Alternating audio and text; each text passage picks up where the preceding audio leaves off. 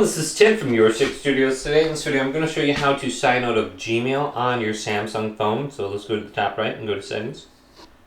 Scroll on down and we are looking for where it says accounts and backups. Choose this. Go to manage accounts. Then go to your Google account on here, tap it, and then go to remove account right here. And this should remove your Google account from your just Samsung phone. So you can add another one too if you want to sign back in. Go to Google right here, and then you can type in your email address or your phone number depending on what you're trying to sign into.